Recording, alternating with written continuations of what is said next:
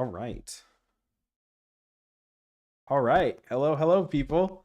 We are live. Welcome, welcome. Just going to make sure that the feed is going up all strong. But thank you guys for tuning in. We're going to let this populate a little bit and have, I think, a good amount of fun tonight. I'm looking really forward to this stream. Happy St. Valentine's Day, all you glad trads. I hope that, well, if you guys were all chilling with your loved ones, you wouldn't necessarily be here. But nonetheless, hey, it's very happy to have you. And I think this is going to be a really, really fun episode. Really, really great indeed, because we're going to talk some shop about Catholic dating, friends. And isn't that this kind of the topic that everyone wants to talk about? Hey, if you're in chat, do say hello, by the way, because for these live streams, you guys know I like to make it interactive. I'd like to apologize for not being kind of present with the Friday live streams. I said I was going to do so, and then it completely got away from me. So mea culpa. Katharina, hey, good to see you. Happy St. Valentine's indeed. Hey, thanks so much for stopping by. It's going to be a real fun show today. So for all of you who are kind of populating in chat, listen, we're going to be talking about the ins and outs of Catholic dating, but I want to get some of your stories, okay? I want to hear the best dates you've had, the worst dates you've had, and we're going to kind of get through all of it. Before I begin, one thing I've really been thinking of is actually the story of St. Valentine himself. So if you didn't get to Mass today, or maybe say an intercessory prayer for St. Valentine's intercession on your loved ones, on your relationships, this would probably be a definitely good time. So I wanted to read a little bit about his story because he's one of those saints that there's actually not a lot of information about, despite the fact that he has one of the most famous feast days, if you think about even just in our secular culture. And the reason why is because there's a few conflicting stories about St. Valentine, whether he was a bishop here or a priest here, where he lived, when he lived. So actually in 1969, he was taken from the Roman calendar, the general Roman calendar, which is why maybe if you attend Mass in the Novus Ordo, you don't see his name as a feast day. However, he's still in the Roman martyrology. And there's actually evidence to suggest that indeed St. Valentine was real. But I did want to read one story that I think is very famous here, which is that St. Valentine was a priest, maybe a bishop, but he was arrested. I'll read, this is from Catholic.org. St. Valentine was later arrested again for continuing to try to convert people to Christianity. He was sent to Rome under Emperor Claudius Gothicus, that's Claudius II. According to the popular hagiographical identity and what is believed to be the first representation of St. Valentine was a Roman priest martyred during Claudius's reign. The story tells us that St. Valentine was imprisoned for marrying Christian couples and aiding Christians being persecuted by Claudius in Rome. Both acts were considered serious crimes. A relationship between the saint and the emperor began to grow until Valentine attempted to convince Claudius of Christianity. Claudius became enraged and sentenced Valentine to death, commanding him to renounce his faith or be beaten with clubs and beheaded. He refuses, of course, to renounce his faith and was executed outside the Flaminian Gate on February 14th, 269 AD. And there's other kind of dates disputing when exactly he was executed. Now, there are actually relics of St. Valentine, some still in Rome, but again, I thought that was good because so many people expect this day to be kind of a commercial Disneyfication of love. But we have to realize that St. Valentine was extremely heroic because he was getting Christians married. And you have to remember at the time of the Roman persecutions, to be a Christian was a crime. It actually was called atheism because Christians would pinch incense only to God, right? They would only worship God alone, where the Romans were tolerant. You could worship whatever God you chose, but at the end of the day, you had to also pinch incense to Caesar. So I've always thought that's a really, really good story with St. Valentine, and I definitely want to definitely make sure that he gets his credit where credit is due. Trishul Thomist, good to see you, my friend. Being single is awesome. You save a lot of money. Sometimes it's awesome. Being a bachelor is a fun time, but it's not always the thing to do, which is kind of what I want to talk about today. So today's single stream, if you're single in the chat, let me know. Amanda, good evening. Good to see you. And if you're not, I don't know what you're doing watching this. I mean, you could probably spend some time off with your loved ones, but nonetheless, it's good to have you here. So I wanted to kind of talk about the quirks of Catholic dating, and we'll get to that question, Joe. Where do you find a pious wife? Yeah, this is kind of the topic of topics going on right now, because, and Nick, you've talked about this, relationships across the entirety of the culture, marriage rates, family, birth rates, all these things are just absolutely in the gutter. There's a 50% divorce rate across all the culture. I would certainly know, having how to divorce an annulment myself. And so all these kind of questions abound. And I read an article, a little bit of an article the other day that said apparently 45% of men have never asked women out on a first date, which I don't know if that's true, but it definitely sees it, right? And I'm kind of a guy, sanguine trad that I am. DC is no good. There's a there's a line from Napoleon, of all people, that I kind of like. I'm reading a big biography of him, and it's talking about how the bishops in France, or in Paris in particular, were kind of upset because Napoleon was allowing dance halls to be constructed kind of near churches and cathedrals. I don't think like right across the street, but nonetheless. And Napoleon kind of has a funny little quip which says that if the bishops got everything that they ever wanted to, then their business of the empire would be shut down and we would all be living in a giant convent. And while for some of you that might sound really wonderful, that actually probably is not the disposition for the vast majority of Christians, and I don't think the vast majority of God's plan. The reality of the matter, and we had a priest on Ask a Priest Live say this, is that marriage is a natural vocation. So where priesthood, religious life, the clerical state, these are supernatural vocations.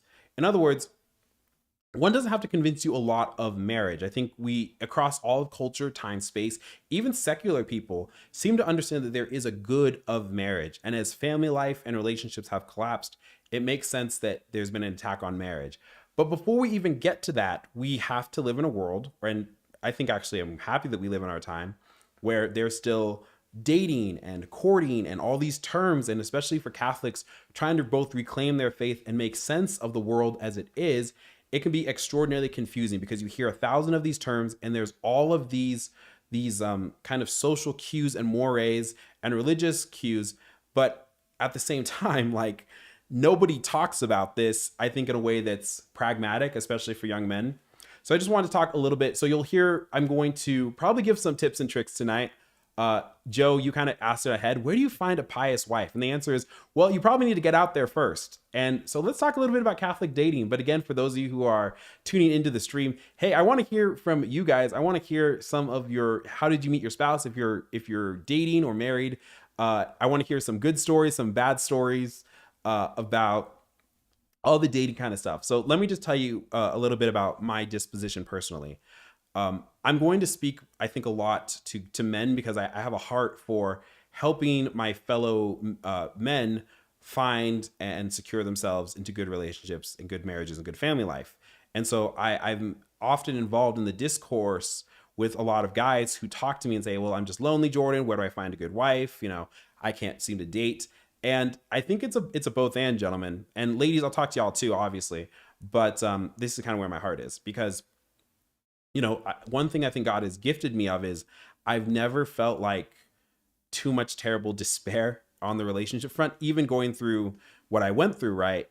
Just looking ahead at myself now, I really do believe that part of reclaiming proper Catholicism is going to be a very robust life of marriage and a life of family for myself, and certainly for a lot of Catholics around me. And not only that, like, I don't want to just keep it in some like high, pithy, theological, philosophical language. I want Catholic marriages to be the envy of the world. I want people to go, dang, I wish I had what they had. Like, how is it that these people can have all these kids or have a robust kind of relationships and they seem to be happy? They seem to genuinely love each other at all times, even though that's extremely difficult. And part of that is going to be just a simple fact that we have to kind of just look at where the culture is and see where we want it to be. So I know that there's a lot of videos out there that talk about dating from a Catholic perspective. In trad circles, you'll hear the term courting. It's very, very common. For those who are kind of figuring out what exactly does that mean, the way that I define courting, I think generally, which would be an agreeable for everybody, is dating with intentionality. Now, I know that there's particulars to that term that you might hear in other camps. So for instance, Father Ripperger has a very famous, very, very understood and in some cases accepted talk about particular breakdowns of what courting actually means. I don't personally subscribe to it just in my personal dating life. I think one of the steps is like to call her father before you take her on a first date. And guys, I'm going to be 30 in summer, so that ain't happening. But it doesn't mean that there's not some sort of respect and some sort of mutual understanding or anything like that. Some of my friends, good friends, have kind of they kind of have a certain sort of way they feel about dancing or other kind of common social activities with the opposite sex. I'm far too sanguine for that. Like, I think that you should learn how to dance with women, and you should learn how to dance well, and it doesn't have to be immoral at all. And growing up here where I am in Denver, for instance, there's a country western club, bar, whatever you want to call it, just down the road, that you can do that. You can do line dancing, and also there's like a lot of fun to learn how to Texas two-step, and swing dances are all over churches. And I actually do encourage for a lot of friends who are trying to figure out, hey man, how can I go out and find a good, wonderful wife? I think the question has to be, what are your expectations, and what are her expectations? And also, are you actually putting yourself out there? There's a lot of people, men and women right now, and I think because of our online culture and just where we're sitting in the world, who just kind of assume, also your parents might even say something like this, right? Who just kind of assume that relationships are just going to happen. Like, I exist, and so therefore I'm going to get a wife who's a size 4 and wears high heels as she cooks, right? I'm going to get a girlfriend who is automatically going to submit to me. And I got to tell y'all, like, you can demand some things in the sexual marketplace, but also things will be demanded of you. So one idea that I've had, even just for my own channel, my own helping, is I feel like there's been kind of a need to get Catholics to understand where we're sitting at in the culture today. And then also to work hard to make sure that we're not being weird when it comes to dating, because we don't have to be, you know what I'm saying? Which is why, like, I'm kind of making this stream, and it's a single stream, because I've like looked at a lot of like the red pill bro stuff, right? And I'm a huge fan, like, of 75% of guys like Kevin Samuels, rest in peace. But I also see that there's a very clear synthesis of ideas that the culture has and Christianity, right? Christianity calls for prudence and discernment when picking relationships, your girlfriend, your fiance, your wife, and vice versa, right? Your husband, whatever it is.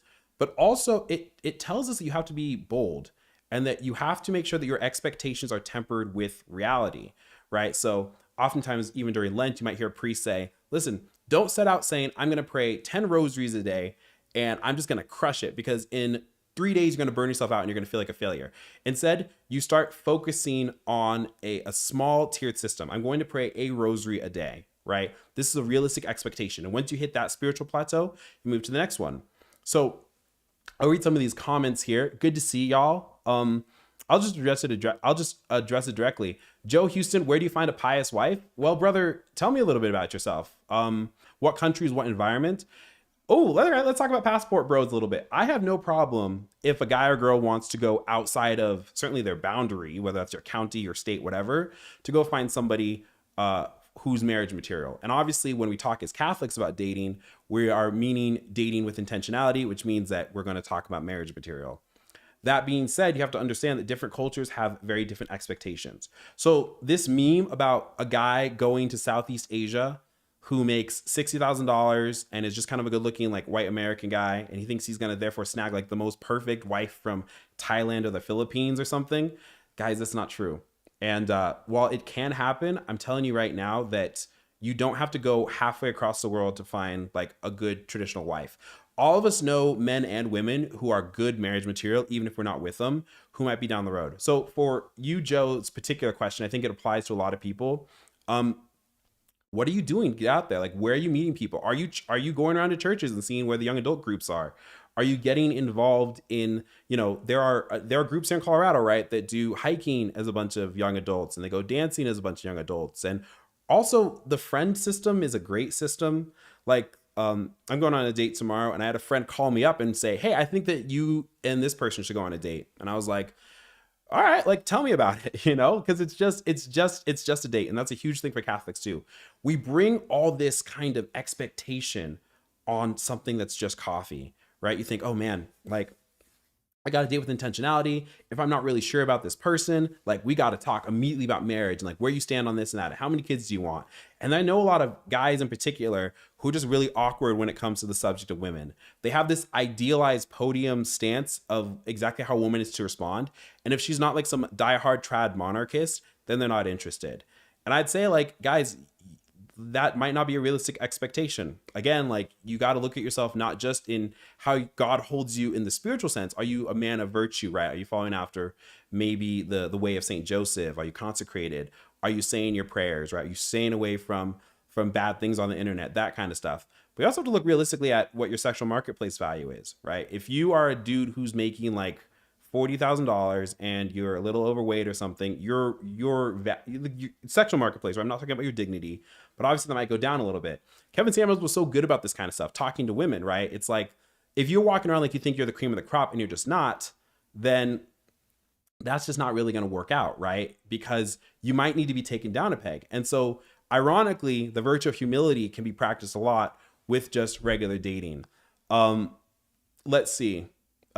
Traditional Thomas, Joe, I speak somewhat in sarcasm, but in general, there are many more holy and feminine in Eastern Europe. Here in the States, I would look at trad parishes. Yeah, man, I'd be careful even just like that kind of thing, because Eastern Europe's marriage rates aren't exactly stellar, or their birth rates aren't exactly stellar. And obviously, even before we start talking about it in like the traditional sense, like the Russian mail order bride was a real thing. So all I would say is caution. Again, if you're going to date outside your culture, for the purposes of marrying outside your culture, there's some huge expectations that you have. There are some cultures that expect like the children of the parents to still care for their parents very directly long after retirement age or something like that. You know, and for a lot of us in America, that's not really the case. You kind of expect that you can be financially stable enough to where you don't have to rely on your children for that sense. So if that's something that you're not expecting, if there's a language barrier, if there's a particular thing about like who lives with who after marriage, right? Do the parents move in? Is that kind of thing happening? All I'm saying is caution. My advice, generally speaking, is that if you're a Yank, you probably should go for a Yank. I've met enough really wonderful, great Catholic women here in the States. And I would say utilize, again, your connections, even by social media or online or something. But generally speaking, I'm a huge advocate for meeting in person. I'm also a huge advocate for guys just like getting up and going ahead and just asking a girl out, which is why you should go to like dances and singles events. Put yourself out there, man. Like if you really want, say like, I want to be in a relationship, I'm ready to be in a relationship. You gotta shop around. This is not something that falls into your lap. Like this here, certain friends' views. Yeah, certain friends' views on dancing. Yeah, I wonder who that could be. Mary Margaret, hello. Good to see you. Not single. I've got a Valentine. It's just meet today. Oh, cool. Well, happy Valentine's Day to you. Hope that that's a good time. I think Catholics should go back to a matchmaking system. I think we do better than this hyper individual system we currently have. I don't think that's completely wrong. I would like to voice how my grandparents met, which I think is probably a better system. At least a more organic system in that way. So yeah, you could like matchmake, and you should matchmake. And again, it's not just amongst family. I think friends will actually look out for you. If you just talk to your friends and say, hey, listen, I'm kind of looking for somebody. Who do you know? Somebody always knows somebody who always knows somebody. Now my grandparents, this is how it worked. So my grandma and grandpa kind of grew up around each other a little bit, but they're from kind of the same part of Poor Village, New Mexico. And so because there was just a natural osmosis of the culture, there wasn't any of these pitfalls you might have to worry about now. Nowadays, if you like a girl and you're really serious, maybe you want to actually pursue a relationship and vice versa, right? It's like, it's good to check social media. Is a family together? Are the parents divorced, right? Is there any trauma? That kind of stuff. You do like a background check. Sometimes it feels like, right? If you're moving on to something that's besides just coffee. With my grandparents, there wasn't feminism, right? My grandpa went to war. He fought in the Korean War in the Navy, and he came back. And I asked him this. We were sitting on a porch one day, and I said, from probably like first date to marriage, how long was that? And my grandpa was like, about a year. And in those days, especially, they got married in the 50s. There wasn't really pre-Cana, right? Because you grew up in a culture that understood what proper marriage and proper family life looked like. And also, even though there was dating, and I have a book here that talks about dating all the way back in the 20s, again, the cultural kind of way of living then, I think helped produce people that you knew were pretty solid. It didn't always work, right? The sexual revolution was just a decade around the corner from there. And we're kind of living in the fallout of that. So we're trying to work a little bit hard to reclaim that, but nonetheless, that's something that you should just consider. So I'd be more in favor of that. I do think that the friend system, the buddy system, matchmaking in this kind of case, yeah, totally. And it also depends on your state in life, right? Again, if you're like, I'll be honest, if you're a dude and you're like 25 right now, I remember being 25 and just like in my early 20s and just like, man, dude, why can't like, I feel like I'm like going to be alone and die forever. I'd see some Facebook posts of some of my friends getting married, which by the way, doesn't matter anything. And I'd say, man, this is going to be crazy. Use your time wisely, I would say. Work on yourself spiritually, physically, financially, all that kind of stuff, but also work on your confidence. There's how would you say?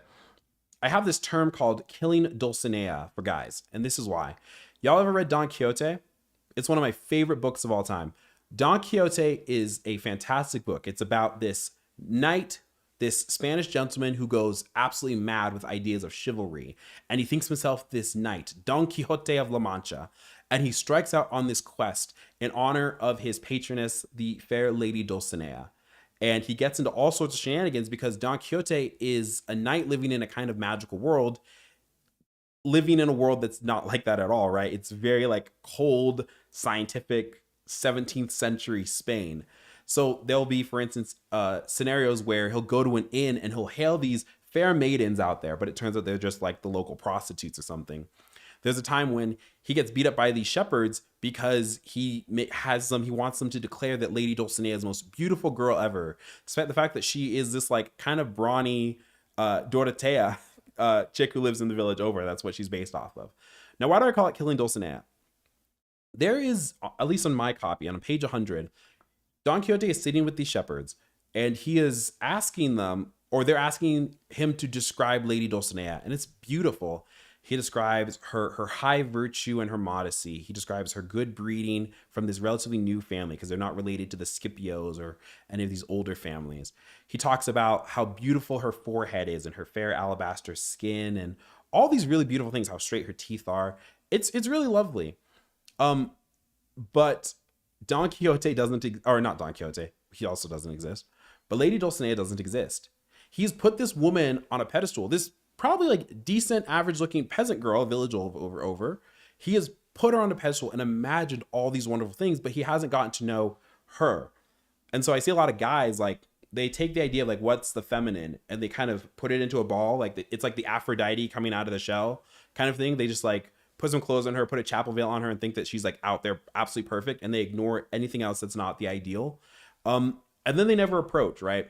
It's like when we're back in middle school. Y'all remember if you went to public school and you would see all these middle school boys sitting on the wall, like not wanting to dance. We were all girl crazy in middle school, probably for our detriment, but no one would interact.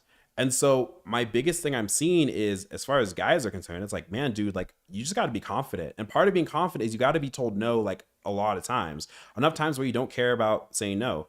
Confidence is something you can smell, right? Like you can look at other guys and be like, yeah, that's a confident dude. Like he's secure in himself. He knows what he's up to.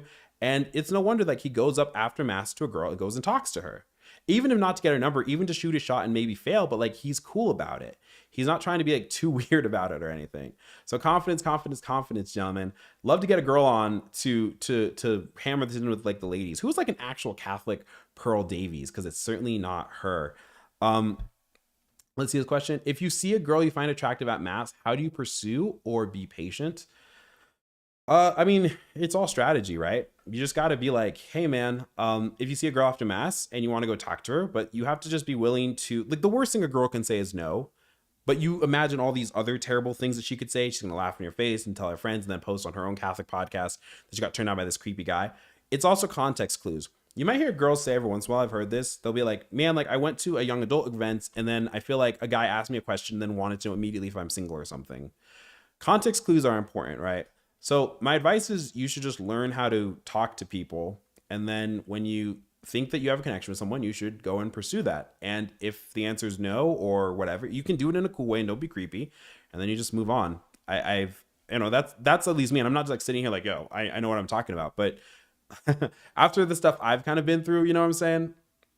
I'm not terribly worried about kind of this killing Dulcinea concept. Dulcinea has been pushed from a pedestal as far as I'm concerned. And I'm like looking out there, I'm like, what do I want out of a good Catholic woman? Because I'd love to get married for real and love to cultivate a household. But even before that, I would just love to know that I can still interact with the opposite sex and that there can still be a spark there. So that's what we're really going for. Hey Jordan, I'm looking for someone. Do you know anyone? Nick, do you want to date? I'll tell you what, Nick, if you want to date in Colorado, I might know some people.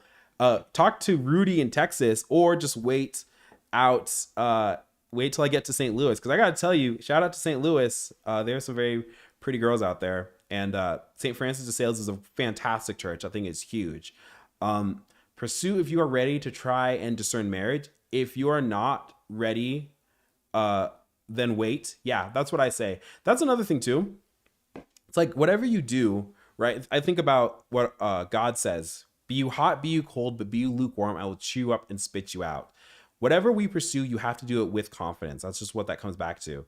So, if you're going to say, "Hey, I think I want to get into a relationship this year," that's what I'm saying. Like, you can't just be passive about it. It's like a job, right? If you sit there and say, "Hey, I want to double my income in a year, and I want to do it in my field, and I know that I can," you don't just sit back and wait for the rain, right? You have to hustle. If you say, "Hey, I want to go down a pant size," you don't just sit back eating the same food. You got to put in the work. Why do we just assume that relationships are not the exact same way? I will never know.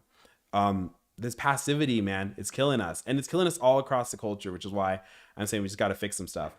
I wanted to do another thing, pivot a little bit. I want to talk about some books that I found pretty helpful on this topic. So,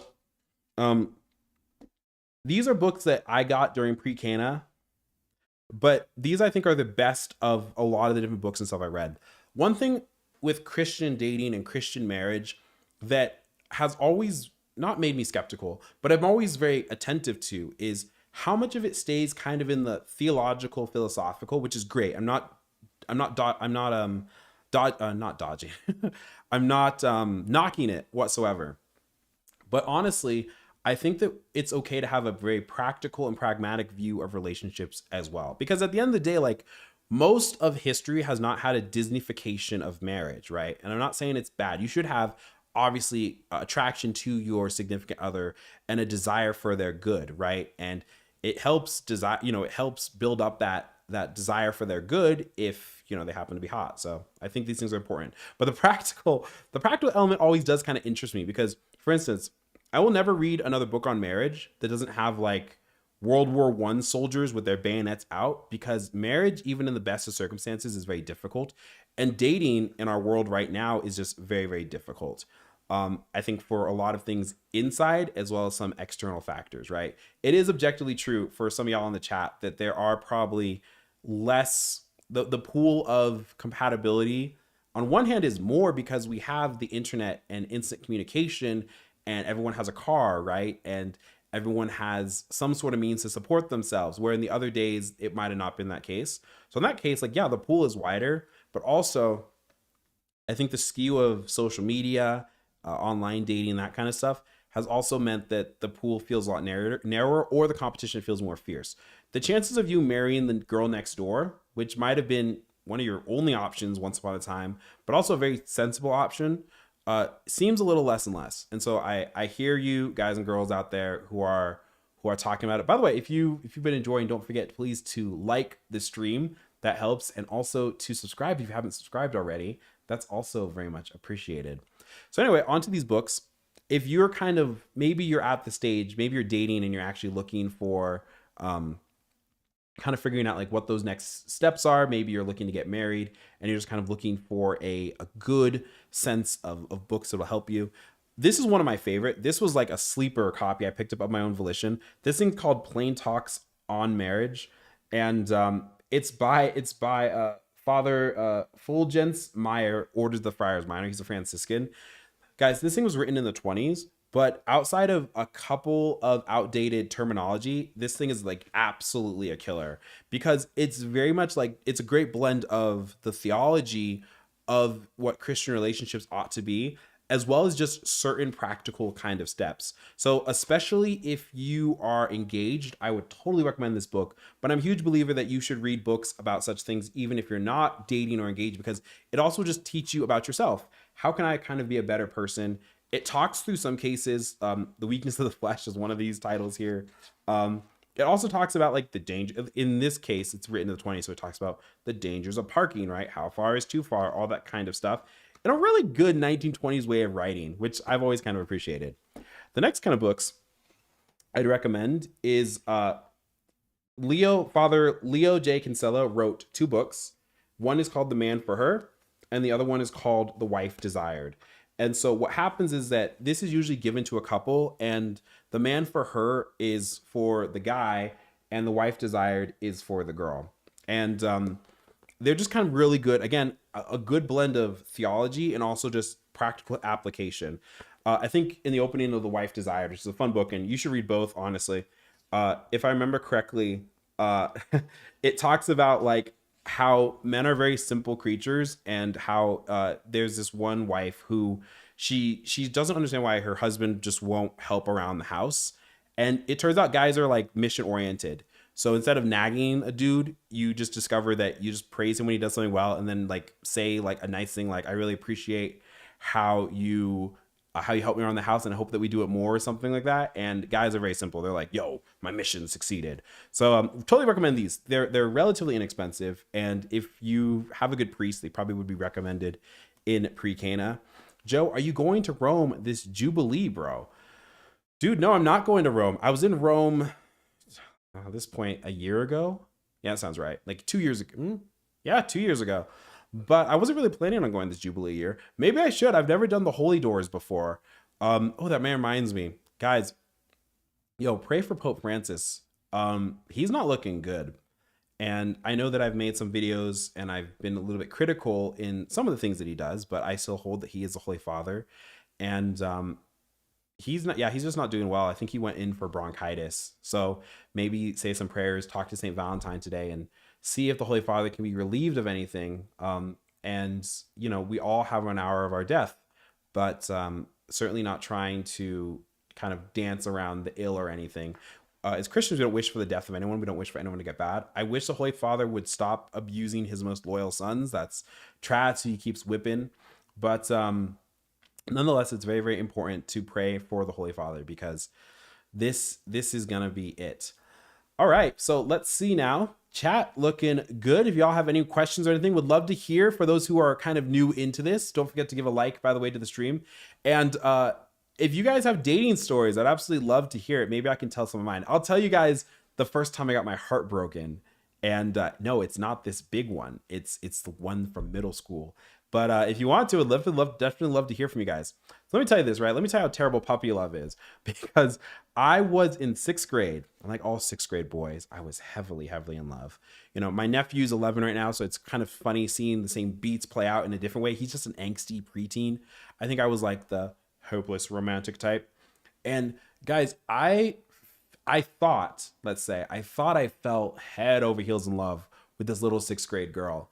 Oh my gosh. Like, and she went to my church too. So it was like, oh, we're going to get married and it's going to be all great. And she wants to be a nurse and go to CU Boulder, and I'll stay in Colorado. And I was planning out the whole thing. Bros, I didn't like Shakespeare before 6th grade. I thought Shakespeare was the language of love. So I learned stupid Shakespeare lines for this girl. I used to write them in this little journal that I had.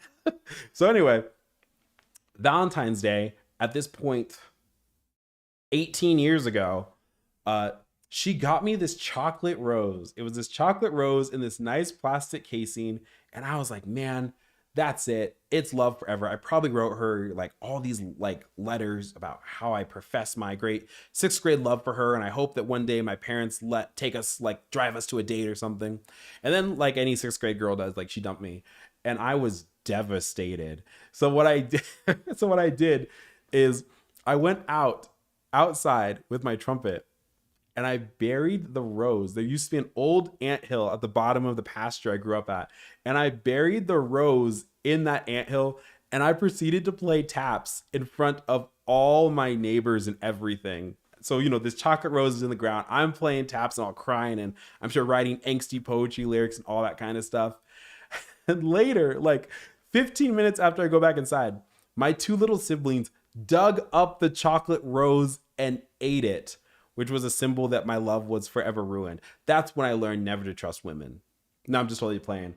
But seriously, that was, like, you thought the divorce was rough. Try being a 6th grader. Oh my gosh. So I'd love to hear some of y'all's embarrassing stories, but that one definitely was a big one for me. Hey, keep calm. Good to see you. And yeah, happy Valentine's Day. I don't know if you're spending it with somebody or you're spending it alone, but nonetheless, we're very happy that you're here with us watching. Much appreciated. Yeah, yeah, there's just kind of there's a juvenile sense of love across the culture, isn't there? And I was yesterday at a store, and I was watching people buy, the commercialization of St. Valentine's Day, which I think there is an element that you probably shouldn't be too lazy on. Like, don't. It's probably important to say, okay, like, listen, uh, if you're in love with somebody, there's a whole day where it says you get rewarded if you just express some of that love, like today. So don't be a cynic. Go out to dinner. You can even use a coupon. I don't freaking care. Just go out to dinner. But I'm kind of looking around, and I just think, yeah, we have this Disneyfication of love, and it hasn't helped our culture. Because on one hand, everyone kind of thinks, oh, like there is that perfect, a completely objectively perfect someone, this one person only, who's been forged from all time, space, and history, and I'm supposed to be with. I used to say that kind of stuff before I got reality punched me in the face. And the answer is actually no. The nice thing, the beautiful thing about how God made us is that there probably is an assortment of a lot of people that you can be compatible with. Because let's take even the first scenario, which is like the destiny, the fate, fall in love, Disneyfication, right? I'm very fond. I have a devotion to Sir Thomas More. Sir Thomas More's first wife, the wife that gave him his children, died relatively young. And Sir Thomas More married Lady Alice pretty quickly afterwards. So this is the same question that the Pharisees asked Jesus, right? Which one of these will still be married to her in heaven? And if we believe that there was only one person from all time, space, and history, then like every second marriage or relationship after your spouse passes, or any breakup where you thought it was one and got away, would be completely worthless. It's a nice fluffy notion. I'm not saying that you shouldn't probably say something nice like that from time to time in a letter just to pacify the natives.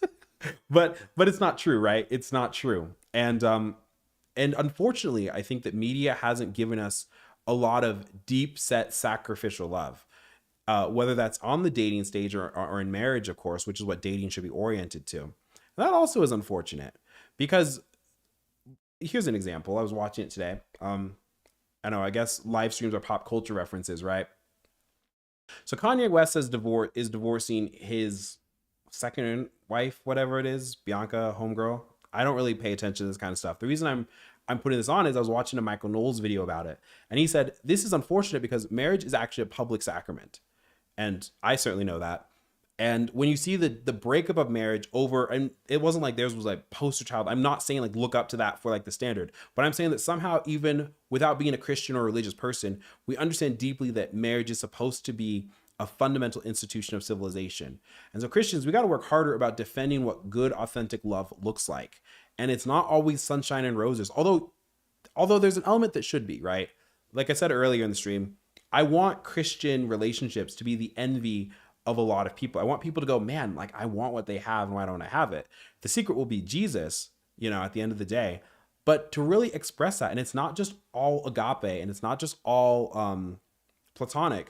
It's not all just eros, but there's going to have to be different blends of the loves, right? If it's going to be authentic and true. So I think that's something as Christians we just need to work on. Part of the reason why I find marriage has been so in the gutter is because last century into this century, Christians did not do a good job defending it, right? So what we did is we had the Homer Simpson kind of caricature of, or the honeymooners, right? You just have the husband and the wife pitted against each other. And what happened in the meantime is that to be dating boyfriend and girlfriend was now the romantic eros kind of love that doesn't have a lot of deep self-sacrifice, but sometimes demonstrates itself. It's mostly just erotic love, right? Which is why you have all these movies and TV shows and our culture now, which doesn't bat an eye about cohabitation or sex outside of marriage, and has completely blown the socks off of like decent like behavior between men and women. I mean, how many articles did I read? Freaking Slate, Washington Post. Like now you live in a world where it's like, hey, open relationships. You giving it a try yet, fella? Like that's the kind of degradation we live in. But we have to counter that. And I don't think countering it is going to be just like staying in our hamlets and only courting by writing like one letter a fortnight to a girl you like until she comes and lives on your 10-acre farm, although that would be pretty based. But it's just, again, just kind of reclaiming those healthy understandings of what love and marriage are supposed to be. Y'all know that it's a very kitschy kind of song. I think it's Frank Sinatra, right? Love and marriage, love and marriage. It's true in that kitschy kind of 1960s way. And that's something that we should fight for. We should fight for an authentic version of love, because what do they say about the Holy Family, right? That the love between the Father and the Son is so strong that the Spirit proceeds forth. I've heard Dr. Ted Sri say many times that love between husband and wife should be so strong that within 9 months you got to give it a name or something like that. So, but we should be kind of living out that kind of virtue, that sort of witness to other people. That's how we're going to evangelize the culture. Again, to date, especially for the purpose of marriage, you are asking God to give you discernment of a vocation. And if that discernment isn't there, if you're going in half-heartedly for that, then it's no wonder that we find our kind of confusion across the culture where we do now. So just some thoughts today here on this single stream. I think we'll wind down a little bit, friends. But hey, thank y'all so much for joining in. I'm going to make sure that I didn't miss any comments around. Joe, thanks for staying in, brother. I'll pray for you, man. I know that it's funny. And I do like, Nick, your earlier comment about how being single is awesome. You save a lot of money. Yeah, sometimes you do. Dude, we're going to have to do a thing on dancing. You want to get real spicy? You want to cause a rift in our friendship? That's a great way to do so. But hey, if you haven't already, please don't forget to subscribe to the Rad Trads podcast. You might have seen that we have some new logos and stuff. So check it out if you'd be so kind. You can also see the podcast, or rather listen to the podcast on Spotify, Apple, all those great sites too. You don't have to just watch my face for however long y'all want to watch. And then also, we're going to have some really exciting guests lined up. If you have any ideas for people you think would be fun to talk to, shoot me a message. Shoot me on Instagram or email, gladtradpodcast@gmail.com. And also, if you'd like to support the show, please go ahead and check out the Patreon. It's a great way for you to support the show. And it's been self-sufficient now for a couple of years, thank God. So I'm very grateful to all of you, as well as our channel members who help make this content possible. Well, hey, listen, guys, happy Valentine's Day. If you're out with your loved ones, hug them tight tonight. Let them know how much you love them. And I will see you all on the next one. All right? Adios.